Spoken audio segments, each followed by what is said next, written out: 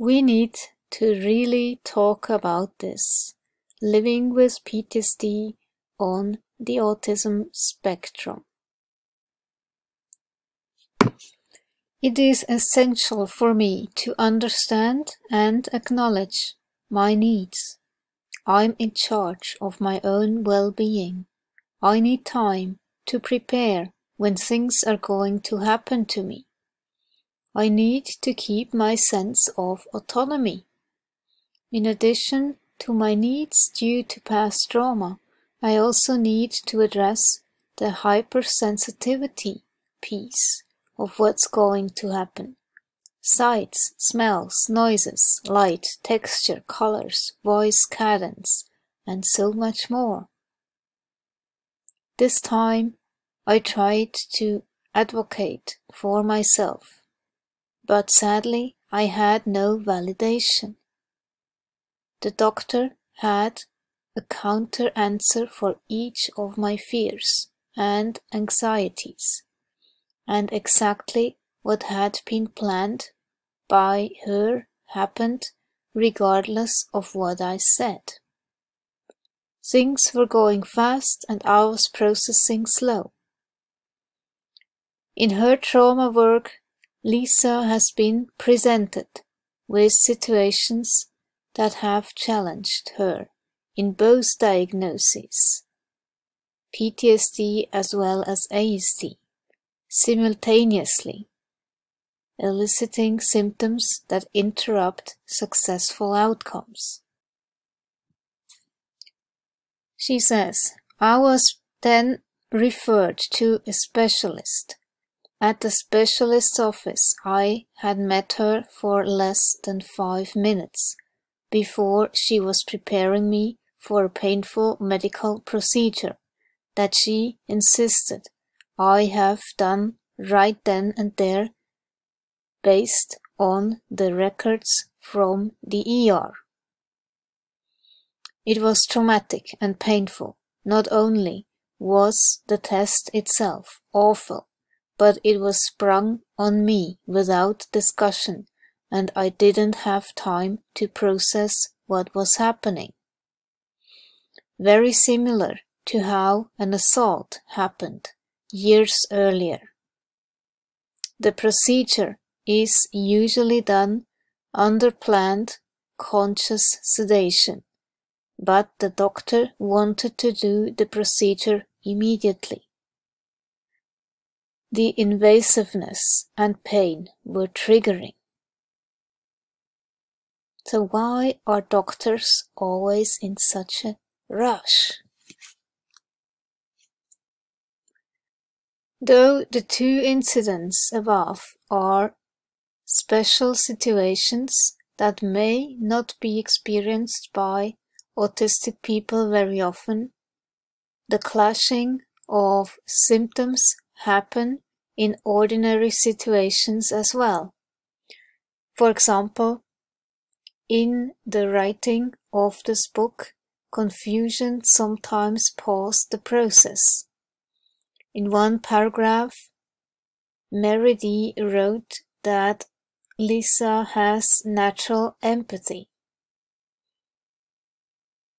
Empathy to Lisa is a good trait.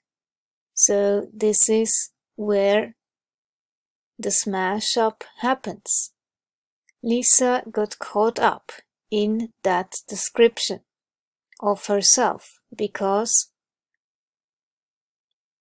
although she feels very deeply and can be emotionally burdened with other people's anguish, she cannot say she is a natural because there is no quantifiable evidence, ASD, and B, she continually has trouble saying or accepting good things about herself because her mind has been coerced into believing bragging about herself will cause interpersonal adversity. The fear is greater than the truth, PTSD. Thus, In accepting her strengths, Lisa is often caught between no evidence for what she knows and finding it easier to deny good things in favor of perceived safety. Something a non-autistic person might consider easy can take several hours or even days of thinking and feeling for the autistic individual with PTSD before they can move forward with confidence. This is where autism meets PTSD, and it complicates things. My PTSD symptoms can be triggered without warning, and I'm just learning what are danger perceptions and what is real. This gets complicated by the ASD rigidness wherein I need things to be predictable and consistent. The ASD makes it challenging for me to imagine others' mindsets. I read people according to what they present in the moment, rather than what they might be going through internally. I see what I see, and I make judgments about my safety in the moment. Lisa continues, I know that ASD, PTSD also smash together in situations where professionals are trying to help me. One way that I have noticed is that of negative interpretations. In PTSD, my brain tries to keep me safe by finding possible danger. Because I've been hurt in many different ways, my brain can find danger in the smallest of ways. Slight body movements, a facial muscle move, an awkwardly asked question, being left out of acknowledgement in a crowd, yelling, even if it isn't towards me, TV shows, billing statements crossing in the mail, or someone being short in their responses, just to name a few. Safety is paramount. I cling to past lessons because that's what I know, and because I believe that they will keep me safe. I don't know which cognitive experiences are true and which are due to PTSD. Another way in which PTSD and ASD tend to smash together is in other people's preconceived notions about my brain. In surface communications with people who are not regularly a part of my life, I tend to not disclose myself as autistic. It's too complicated. I try to mask and move through the various experiences. I can still get hurt and oftentimes very confused, but I keep it to myself and try to process it on my own. There have been times when I've had to reveal myself.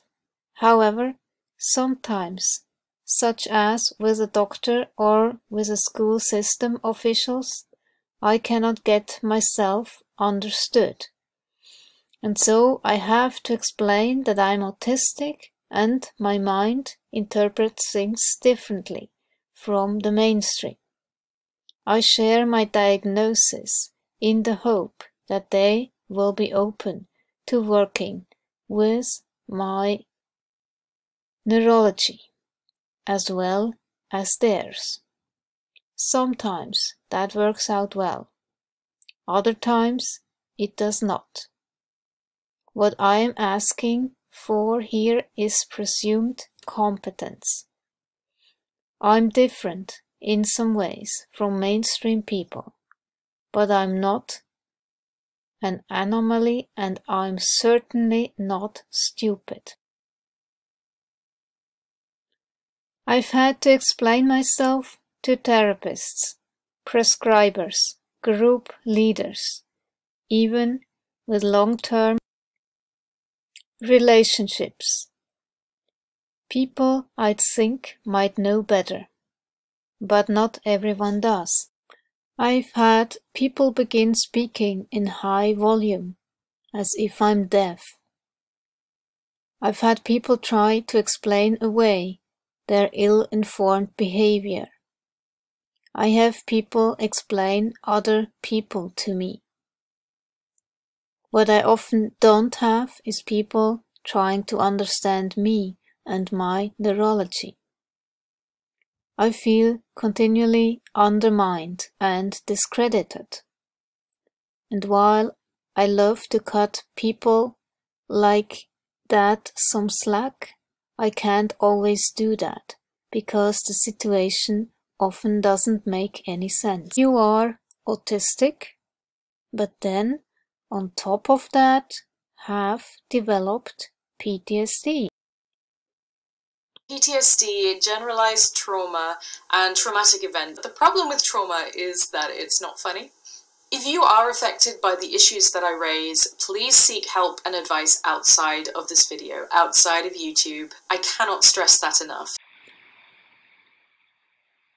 What I would highly recommend is a form of therapy that is also based in nervous system regulation. One of the best experiences I had so far is somatic experiencing. So you Google that and you go to this international, and I can say from my own experience that SE really works.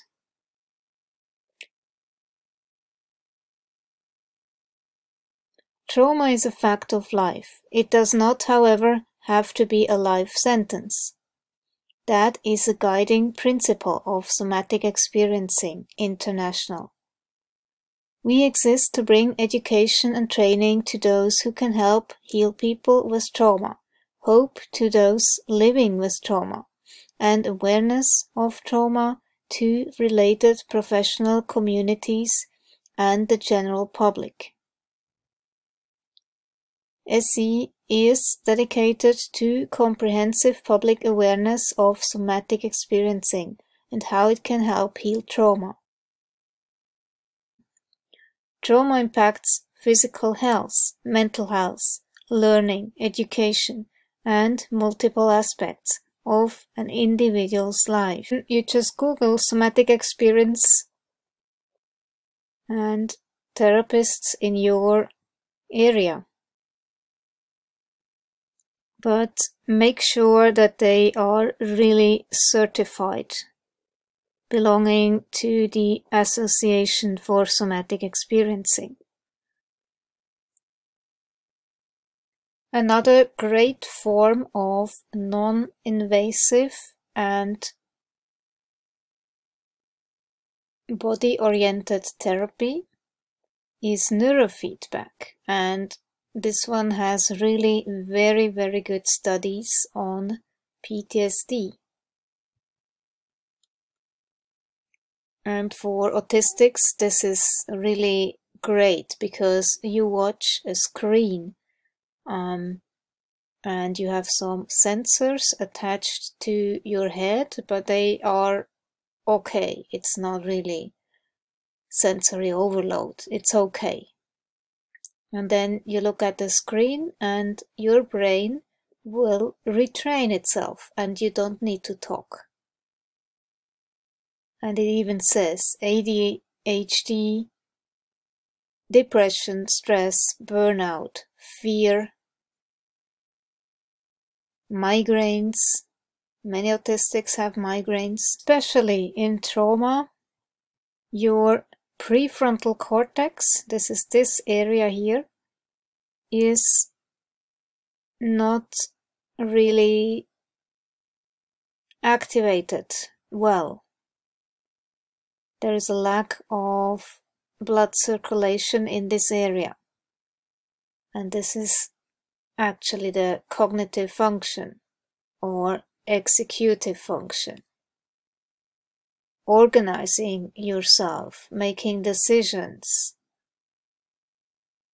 perseverance, concentration. All of that can be retrained with neurofeedback. And apparently, this is new to me, they also offer training that you can do at home. You don't have to go anywhere, which would be ideal for autistics. So how I have done it, I went to a place where they have different forms of therapy, and this neurofeedback expert who has a lot of experience already, many years, she knows exactly what she's doing. And then I was with her in the room and she applied those sensors on my head, and then I looked at the screen and she explained to me what was happening. And yeah, and this is really non-invasive and doesn't re-traumatize you like any other form of talk therapy. I'm not a licensed therapist and I'm not a trauma specialist, so please find someone who is. But I have had PTSD in the past and I'm also autistic, so it's an important topic that needs gravity, dedication, and a serious approach. No, Sam. She never lets me have any fun. So let's take a tour of the autistic mind, why we might be more susceptible to trauma, more likely to develop PTSD and Cptsd, why autism and trauma-resultant behaviour might be mistaken for each other, and why being autistic in this world might just be traumatic in itself. Co-occurring autism, spectrum disorder, and post-traumatic stress disorder. What do we know? As with all sciences, psychology is imperfect. That's what makes it so exciting.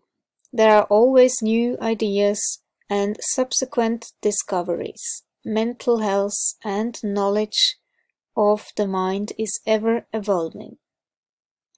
Thanks to open-minded researchers and practitioners, people willing to open themselves up to skepticism and wonder, we now know that skull shape doesn't mean psychosis and that the uterus doesn't float around the body.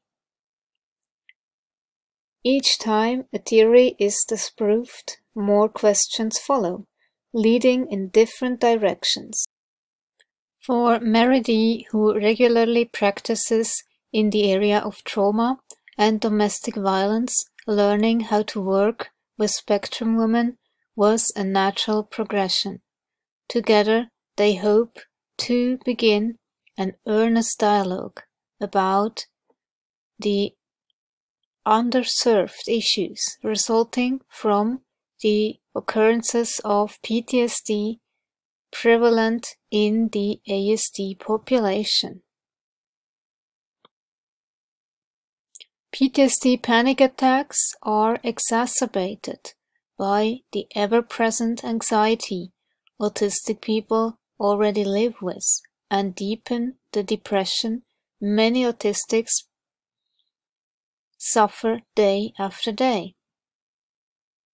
Autistic people typically do not reach out to others for help, so an autistic person with PTSD can be very disconnected and alone, using maladaptive coping skills. The walk towards health and healing from PTSD can become outrageously difficult, with the autism and PTSD working together to create a sense of overwhelming anxiety, panic, and chaos of thoughts. Yeah, and you need to peel away the layers of PTSD and pull them apart, identify what is PTSD and identify what belongs to the autism. And I guess this is quite an individual process, but it definitely helps if you do a lot of book reading and research on the topic, on trauma, and then also know about autism anyway. After some time, you see what differences there are, and also you observe in yourself how you react, and it becomes clearer. And also when you work on your trauma, it can fade away. So what is left is the autism.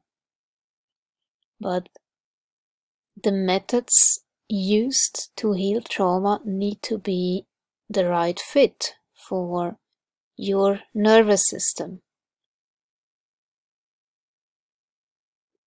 So possibly you need to try out several of these modalities to know which one is the best for you.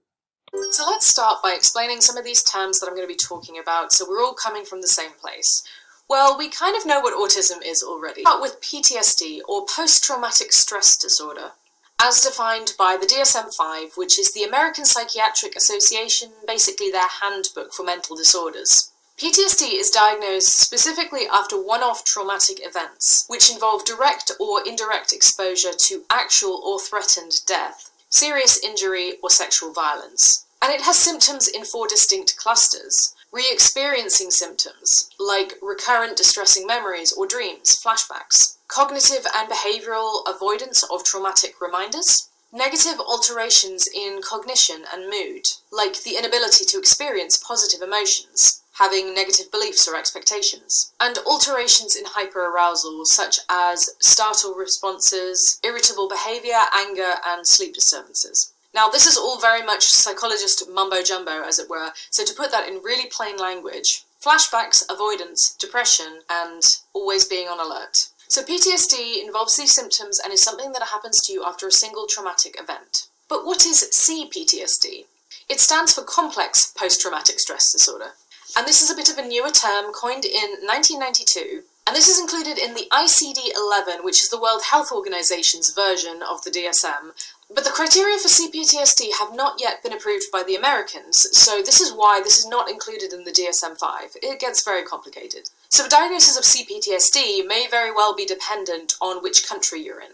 As you can imagine, the clue is in the name. Cptsd is a little bit more complicated than PTSD, a little bit more complex. In addition to PTSD symptoms, symptoms of Cptsd might involve the following: difficulty controlling your emotions, feeling very hostile or distrustful towards the world, constant feelings of emptiness or hopelessness, feeling as if you are permanently damaged or worthless, feeling as if you are completely different to other people, feeling like nobody can understand what happened to you, avoiding friendships or relationships or finding them very difficult, often experiencing dissociative symptoms such as depersonalization or derealization, or regular suicidal feelings. Now, I suspect that many of the autistic people watching this might be a bit like, But that's me all the time. so please don't diagnose yourself with this yet. I will explain and watch the whole video. It will become clearer, I hope. Cptsd might also be called DESNOS or DESNOS, typically in America, which stands for Disorders of Extreme Stress Not Otherwise Specified.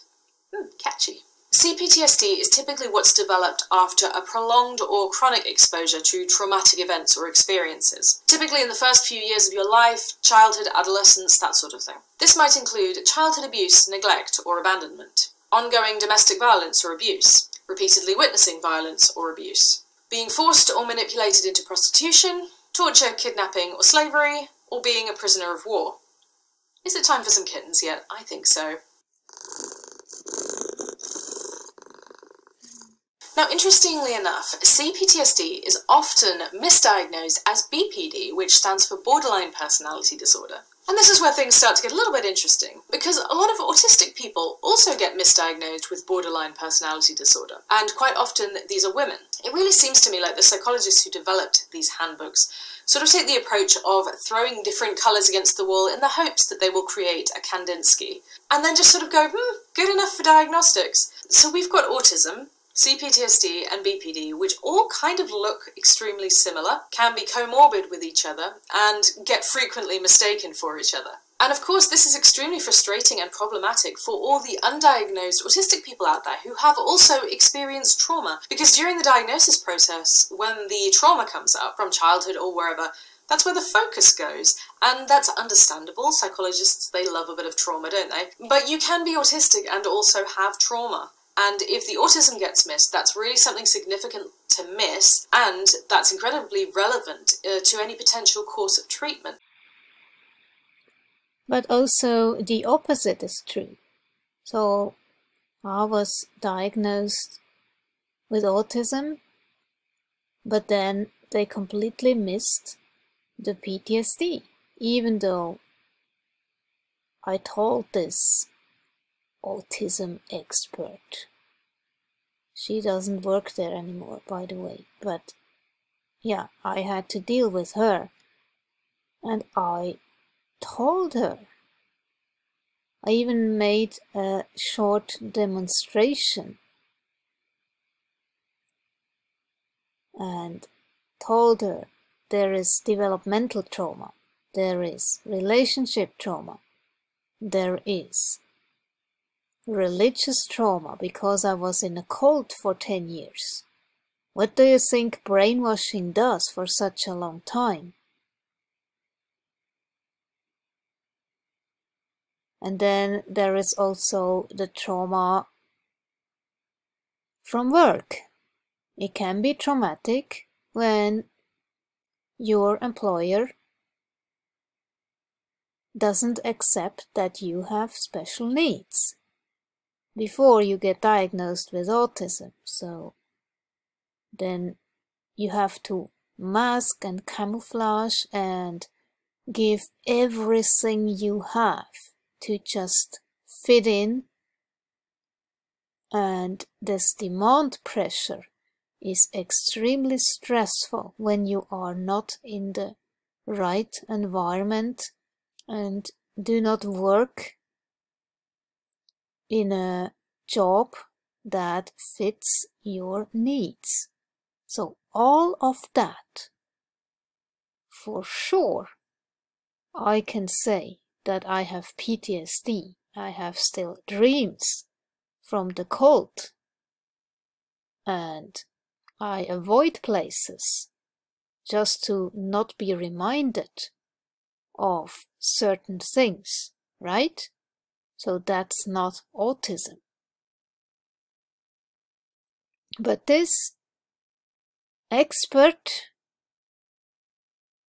and even on her website, she claims to know about trauma, but really she wasn't interested. I told her. And then they just take it as the autism, whatever. And that's just not right. And I'm still upset about that. That's not a proper assessment. You pay so much money and then you get such bad quality. Because it's your life. And it will also point towards what kind of treatment and therapy you actually need. It has to be the proper fit.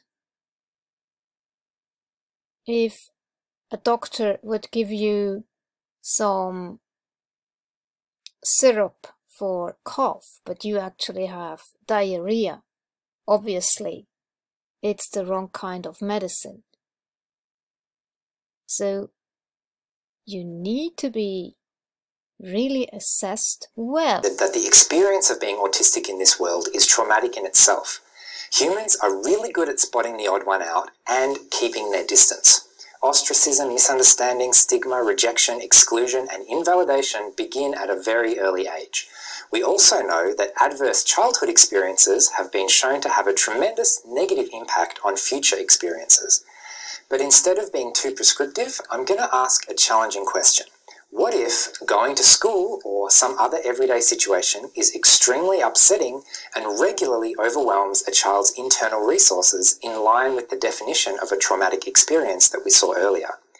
What lasting psychological symptoms might we expect? So with that in mind, let's take a look at the right-hand side of the Venn diagram, the PTSD specific symptoms. Other PTSD symptoms include flashbacks, self-hate, self-blame, persistent negative emotional state, inability to experience positive emotions, and most importantly, the criteria that these symptoms were not observed before the traumatic experience. This is particularly problematic, especially for young children. We know that trauma causes autism-like symptoms, and that childhood trauma also affects development. So if autistic behaviour looks so similar and there was no opportunity to observe typical development, how can you tell which is which, or if it's both? Now, I'm the first one to admit that the distinction here isn't super clear at all. You could very well argue that symptoms such as depression, anxiety, and low self-esteem are so extremely common in the autistic population that they really belong in the middle overlap section. But then again, the prevalence of trauma, especially childhood trauma, is also extremely common. The reason I've separated them out here is because I personally believe that the reality of extremely poor autistic mental health in general makes us more likely to suffer from conditions like depression, anxiety, or even PTSD, right? Even if not directly related to autism. So why do autism and trauma look so similar? I mentioned the symptoms of Cptsd specifically and how a lot of those symptoms or traits seem very similar to autistic traits. And this is the main problem with only look at the behaviours or the symptoms, the outward signs, is that the root cause can often be quite different. Let's take one of the examples from Cptsd, feeling like you are completely different to other people. For autistic people, that's a fact of life. We are different. Similarly, feelings of emptiness or hopelessness sound pretty awful for neurotypical people, but that's potentially just our reality as existing in this world as autistic. When the world is just not set up for people like us, it can make you feel hopeless. Unless you really have a good diagnostician who can look past the outward behaviours, which, you know, you'd hope that they would, but I can tell you from the messages that I've received from people that they really don't. You end up in a position where it's actually the person that you see that affects the diagnosis more than what you might potentially actually have. And this is extremely problematic, and it's the same reasoning why they ended up lumping all the autism conditions into a single autism spectrum disorder, or condition as I prefer, because different professionals would give different diagnoses. So you might think, well, I've been diagnosed with Asperger's, but you might have seen another professional and they might have diagnosed you with, what's it called? Autism POS. Okay, I didn't write this down. Oops. You know, they might have diagnosed you with classical autism or something like that. And so they found that it really was more about the person diagnosing than about the person being diagnosed. That's a problem. But I don't think this problem is limited to autism. I think it reaches out into trauma and all the other psychological issues. And that is a wider conversation that psychologists need to have, because it has huge implications for what we think we know about psychology. So notice that there are two distinct layers here, and it's incredibly important to distinguish between the two. Firstly, there's autism itself, and then there's the stress response and mental health conditions on top of that. I have talked about this before on my other channel, but I came across a very good book about PTSD and autism.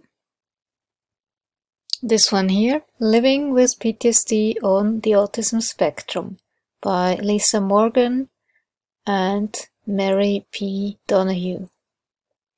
Very good book.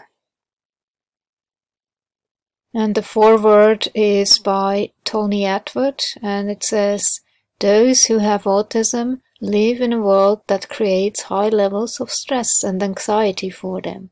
They feel confused and overwhelmed by social and sensory experiences and have considerable difficulty assessing, regulating and communicating their emotions and needs, I would say. Their developmental history may also include being rejected and abused.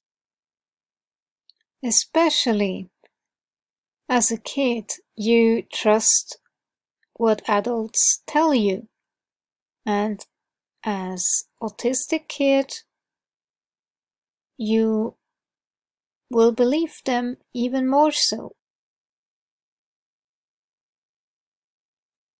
I am busy watching things. I am busy trying to keep myself focused instead of floating away in my head. This is what I did as a kid as well, a lot, because it was the only place where I could go to dissociate and not hear when my parents were fighting. Also, my sense of reality is screwed up. This happens in trauma. When I tried as a kid to tell adults what was happening to me, I was told to shut up and that what I said never happened. This is classic gaslighting. Typical. And of course you will then question your own sanity. Because you may see it with your own eyes, you may feel that it makes you sad, but then you are told this didn't happen. This will screw you up so bad.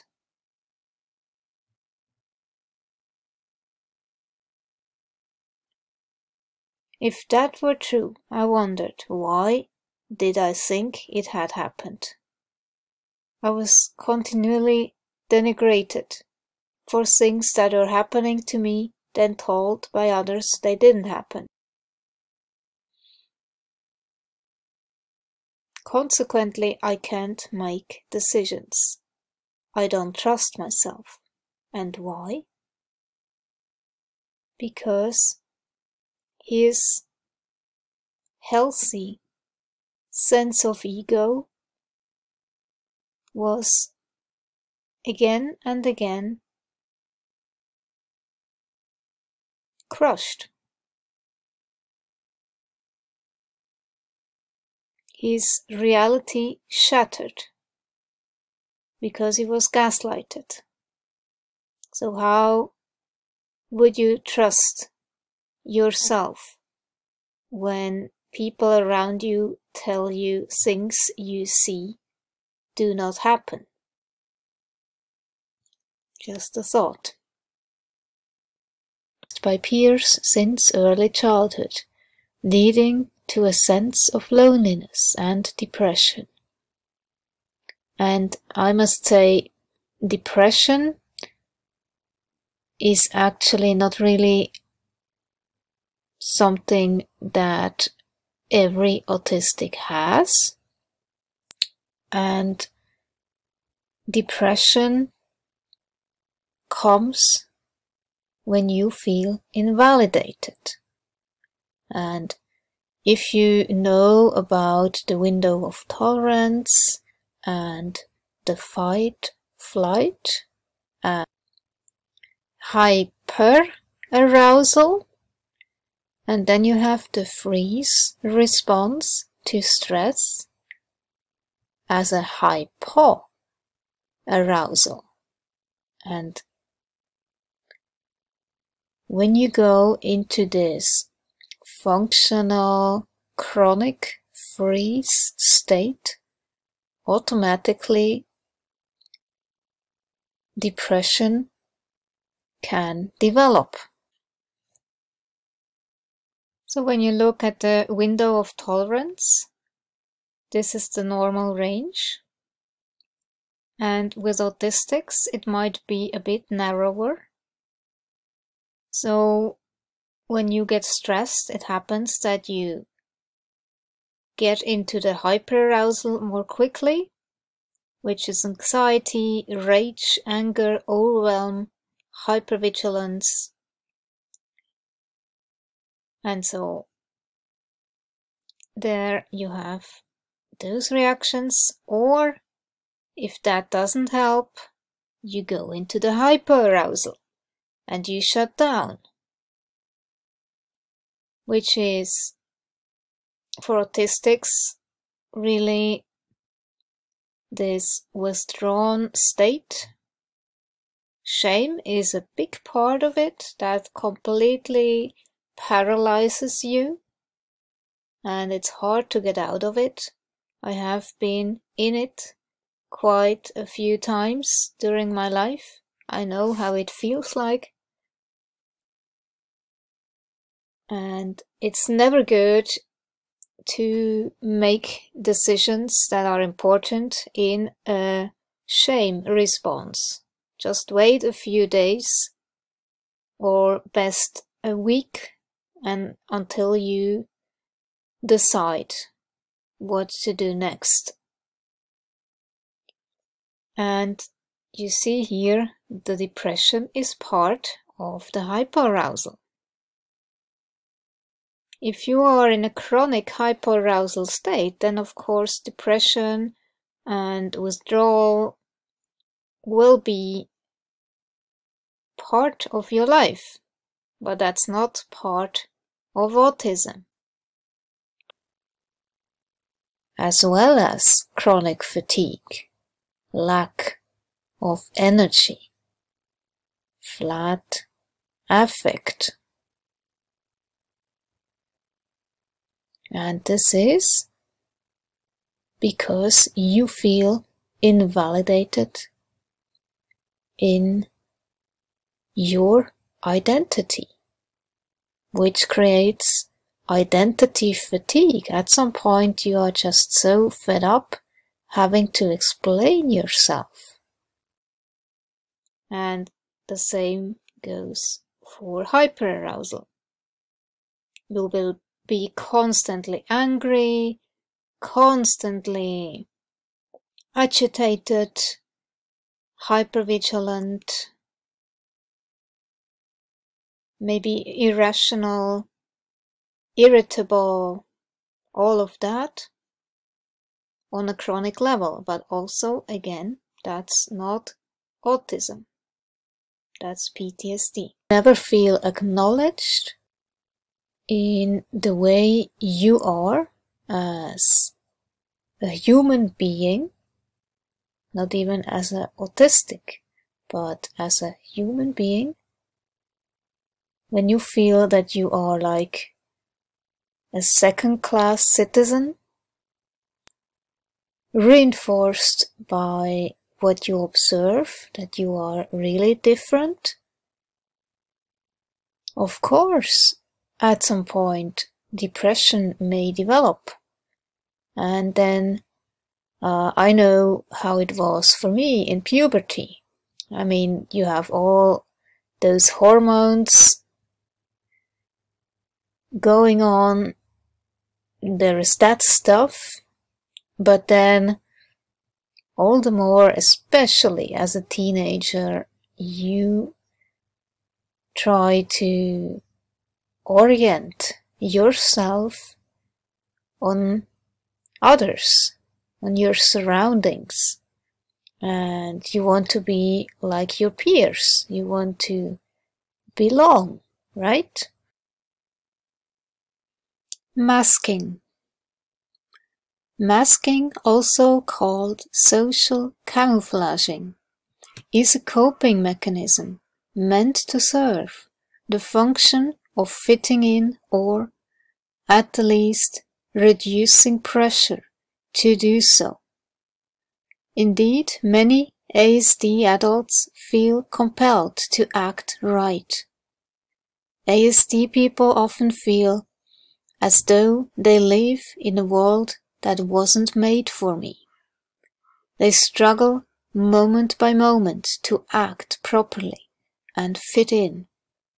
Many talk about feeling forced to act a certain way, but that they don't understand the point.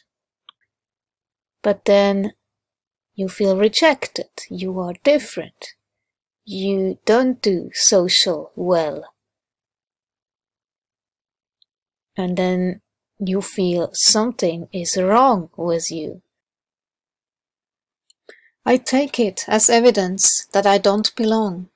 Also, the more people get to know me, the less high-functioning I appear to be, and the more our relationship breaks down. So, there are two messages here. One, I'm accepted and can fit in as long as I work really, really hard to not be me. And two, if I do let someone into my life and start forming a friendship, the closer we get, the more they see the real me and the less they like me, until the relationship breaks down. The ultimate message is, I disappointed them. I'm not wanted. I'm not enough. It's not okay to be me. Autistic adults have to overcome invisible yet formidable obstacles in life to reach those milestones. There are so many struggles to persevere through, stigmas to ignore, and coping skills to use on a minute-by-minute, hour-by-hour, or day-to-day basis. Lisa states, what I look like on the outside is nowhere near accurate about what's going on inside. And once the external achievement is completed, the internal experience doesn't stop. For these people, the criteria for high functioning is arbitrary and off the mark. With ASD, things are not easy, no matter how it looks. And if you don't have an environment that supports you in your needs and also in your individuality, then of course depression can be the result of that. But I would say depression does not automatically belong to autism. I would think that we have to separate those two. The problem in assessing ASD patients is that assessments for things like depression, anxiety, personality disorders, mania, and so on are normed on non-autistic populations. Also, since autism is largely a social and communication issue, assessment scores are likely not accurate because those assessments are based on the ability for neurotypical communication. Third, if one is extremely talented at illustration, music composition, or computer code, but flops at paying bills or managing school, what should be that person's level of functioning? Last, and perhaps most important, there are many autistic adults who are successful and appear to do well overall, but who struggle.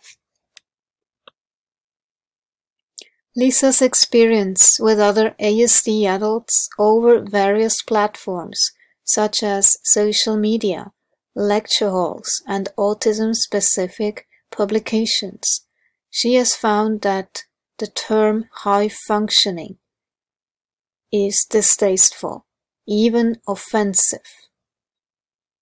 Many in the autism community feel that high functioning has been developed by neurotypical people to explain something ASD adults have great difficulty explaining. It may even feel at times like the term is more like an NT term for I don't have to worry about them. In fact, Mary D. stopped using the term when an autistic client asked, "Do you use that term to make yourself feel better about what I go through in my brain?" Very clearly.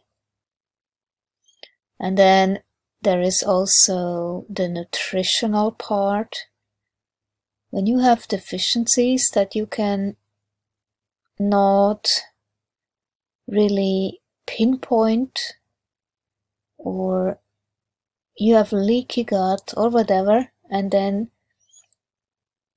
you don't get what your body needs. Your brain doesn't get what it needs. So, of course, that's another cause for depression, which has nothing to do with autism. This is nutritional depression.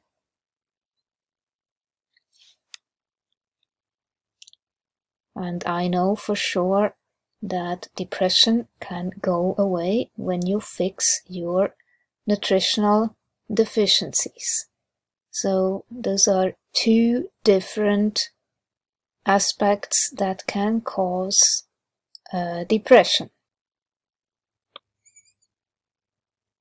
And Tony Atwood writes, "In my conversations with those who have autism, I frequently identified themes of trust and safety, social disconnection, and a pervasive pessimism that their lives will always include traumatic experiences." Symptoms. With brain changes in mind, it may be useful to deconstruct the theoretical concept of PTSD and discuss what it looks like in daily life. But first, it is important to realize that those suffering from PTSD aren't experiencing a simply higher than normal stress response. It's much more than that. Unfortunately, the term PTSD can get thrown around irresponsibly, while high anxiety and related diagnoses are also quite painful and can interrupt life processes. PTSD is in a category on its own. Arousal. Because parts of the brain are misfiring in PTSD, both brain and body are in a continual state of arousal. Hypervigilance is a term often used to describe the constant scanning of the environment, much of which is done outside of awareness. Mental processing may be slow or super fast. Because the individual is always on, they may cope in ways that seem odd to an outsider. If someone goes to a park and it doesn't feel right, they leave. Parents with PTSD might watch their child's sports games from far up in the seating where they can see absolutely everything. Others may move furniture in front of the doors at night. A popping balloon may send someone to the ground. The smell of a particular flower could produce unbelievable fear and paralysis. Or perhaps there is no feeling, only scanning and reacting. Sleep is poor. Fatigue is chronic. Guilt and shame are constant. It's often difficult to be productive when battling PTSD symptoms, and working outside the home may be impossible. People with PTSD often find living in a neurotypical mainstream to be painful and overwhelming. Others may perceive innocuous remarks as threatening. Some jump when another turns the page in a book. Yeah, I jump every time when somebody unexpectedly enters the room, or when I used to work in the train restaurant and I was in the back and somebody unexpectedly entered. Every single time I jumped. And then you feel silly, right?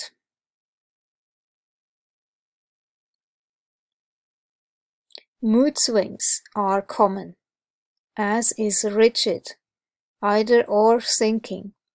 Anger arises here too. Oh yeah. Even a simple conversation can be draining, as each statement is analyzed. Irritability and snapping are common. Fatigue is chronic. They never know where the threat will come from, yet may be poised for action, feeling constantly overwhelmed and ineffective. Although they are constantly scanning, they are nevertheless easily spooked. Though the hypervigilant person might know they overanalyze people and environments, the results imagined, should they cease their vigilance, only produce greater fear rather than relaxation. It interrupts all aspects of life. Once I was triggered in the afternoon and felt increasingly bad, anxious and wrong all through the evening until around 11 p.m. when I realized I had been triggered earlier that day. I have a visual memory. Me too, yeah. And I see in pictures, yes, which I believe intensifies my flashbacks. They are so realistic because of the way my mind works. The flashbacks come quickly and with enough strength to bring my anxiety way up, causing tears, and I feel like nothing is okay. Yeah, you just feel so restless also, on edge, expecting something to happen. Re-experiencing. In real life, the re-experiencing aspects of PTSD include flashbacks and nightmares.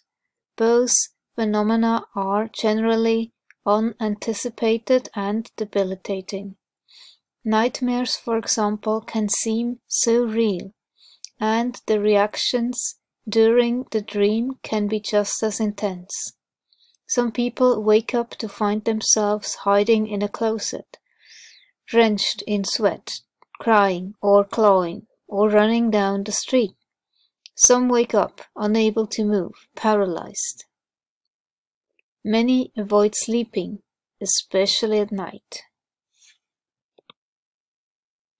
Flashbacks are similar. Anything can bring them on. Though nobody's totally aware of exactly everything that's going on in a situation, the unconscious aspects of the mind often register things as a matter of course, and they might come out later. Thus, the buzzing of a bee could bring back the experience a little girl had. In the backfield, the smell of gasoline takes a man right back to the deadly crash. The concept of time can cause a person to feel they're right back on the hill, waiting and watching as awful things unfold.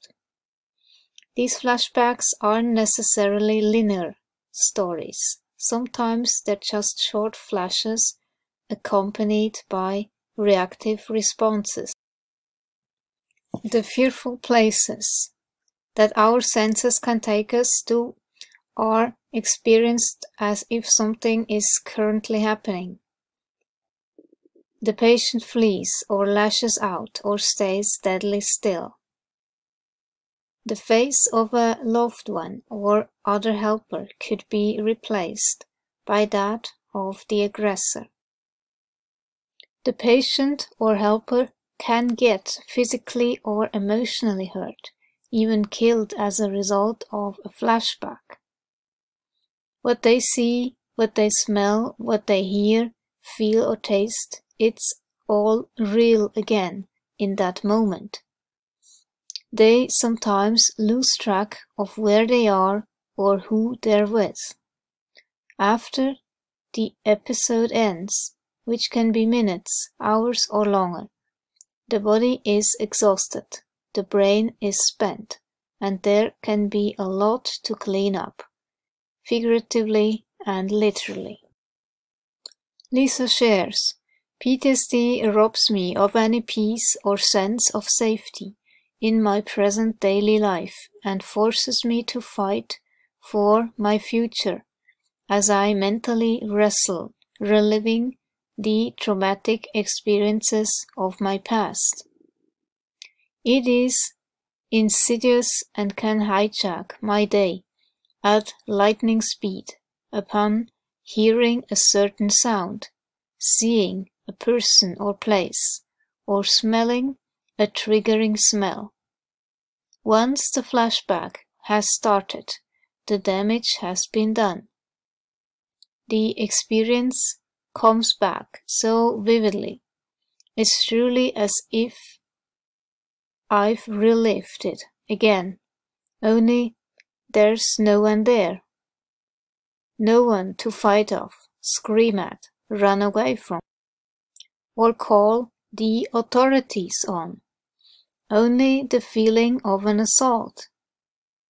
The intense fear, any guilt about it I carry around, and the emptiness of going through it all alone, through my thoughts.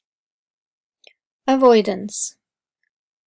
The intensity and surprise aspect of re-experiencing are major reasons why a patient tries, either unconsciously or consciously, to avoid reminders of the trauma.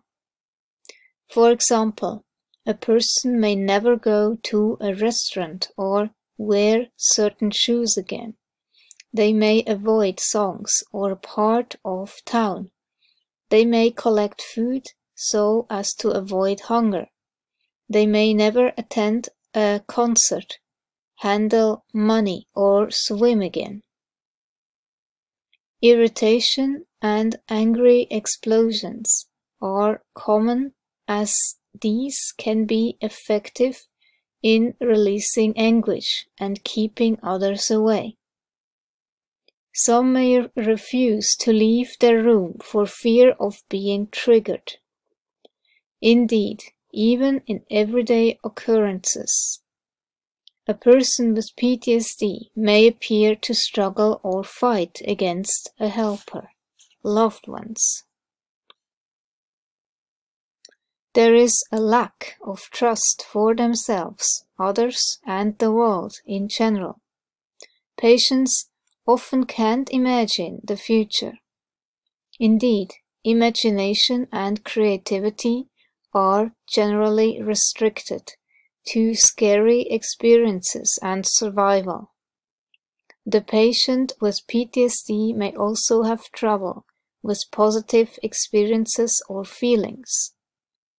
Many report that positive things make them feel vulnerable, with a sense of inevitable loss. Lisa shares, I can't take compliments. They hurt. Compliments cause strong emotions and physical pain for me. I feel unworthy of compliments, even if they are true to the person giving them. If I have done something well and someone tells me I did well, I want to flee. It's scary. Patients often believe that expecting something bad to occur helps to avoid bad results. They try to be ready for it. Not if, but when the next danger appears. And because they have experienced dreadful things, they generally have negative thoughts about themselves or others. Experiences and events.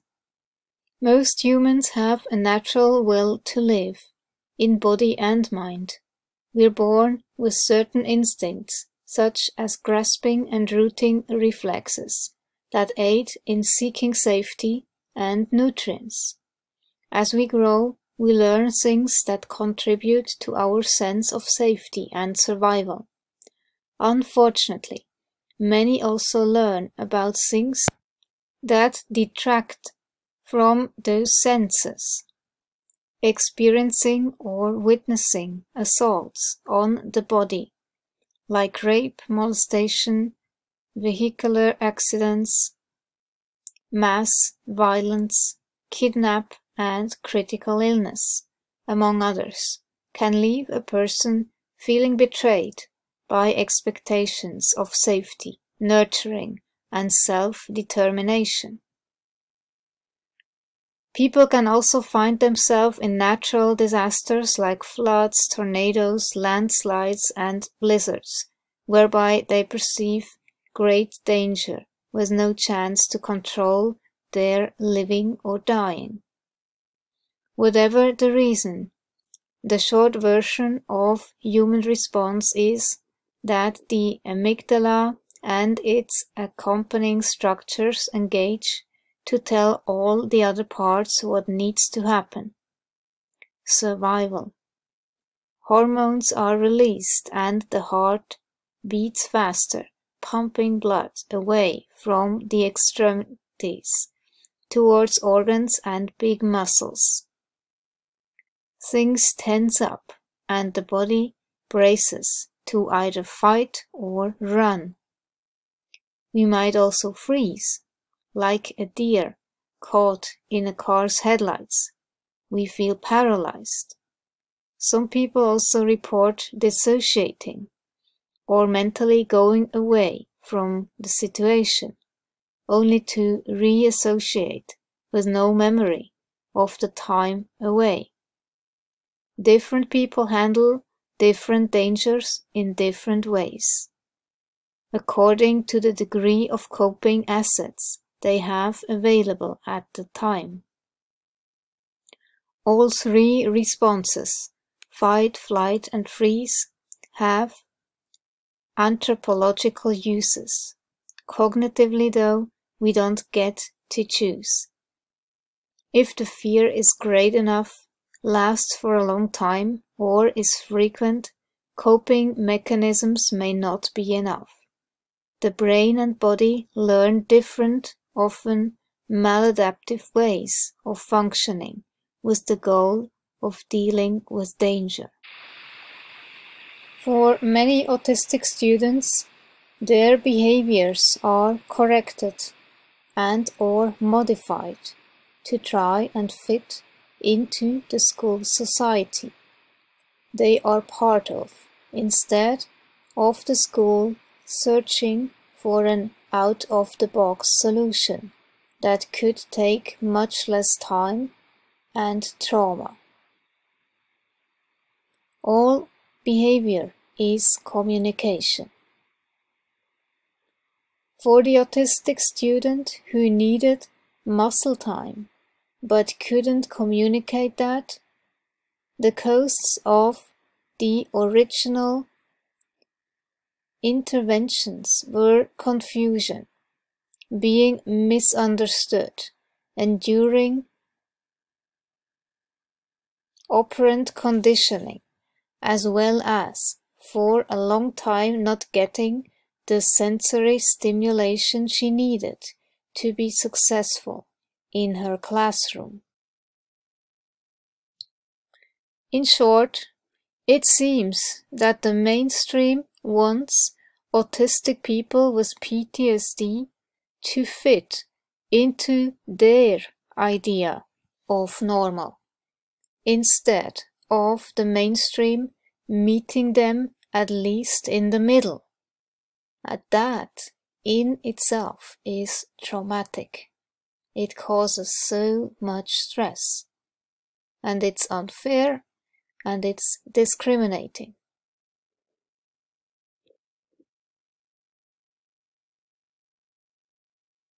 Thus, with many autistic client interventions, the behavior targets are typically designed to fit into the mainstream. That is, to make the mainstream comfortable with the problem person, regardless of what the intervention costs the client in losing their sense of self, their sense of agency, even their body autonomy. And then you wonder why there is so much depression going on in autistics. This is exactly why. Hence, it may not be what the client needs, but rather what tends to help mainstream people feel comfortable with the person who has the diagnosis, instead of helping the client to work with who they really are. This problem is difficult enough when there is one serious mental health diagnosis. Having two co-occurring diagnoses created a more complicated, more confusing, less supported and higher risk situation. And then, if you don't treat PTSD, then from that you will also cause health issues in the long term, and that's what they should think of before they try to mold us into a certain shape. That is stressful, and it will cause health issues in the long run. Research is robust in the co-occurring areas. Unfortunately, treatment is complicated and resources are limited. Generally, the most common and most pressing subject areas are funded for examination. This is why one can find so much in terms of PTSD and substance abuse, for example. It's extremely common. Research has provided information that has contributed greatly to the development of very useful treatment programs. Autism, however, particularly in adults and especially regarding PTSD, is woefully understudied. Thus, there is little direction in terms of best practice. They also identify a lack of literature on autism and PTSD. As I read the manuscript for Living with PTSD on the Autism Spectrum, Insightful Analysis with Practical Applications, I feel that at last we have a resource that will not only facilitate understanding from a personal and professional perspective, but will also change lives and lead to the effective treatment of PTSD in someone who has autism. It is really that. People need to see the whole elephant. My autistic brain, but also the PTSD on top of that, and then all the other shit that is going on. The mast cell activation syndrome, the migraines, the fibromyalgia, and this underlying fatigue or whatever that is, and some leaky gut issues, and burning mouth syndrome on the side. Again, I show this meme that I put together myself to show the complexity. If you have heard about adverse childhood experiences, then you know that they made this big study at Kaiser Permanente, which clearly showed the more of those adverse childhood experiences you had, the more likely you might develop some health issues later in life, right? So trauma will dysregulate your nervous system, and from that, when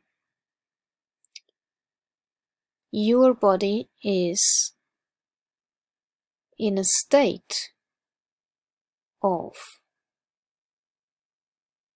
stress response chronically, this is called cell danger response, permanently. What do you think will happen in your body when your body is actually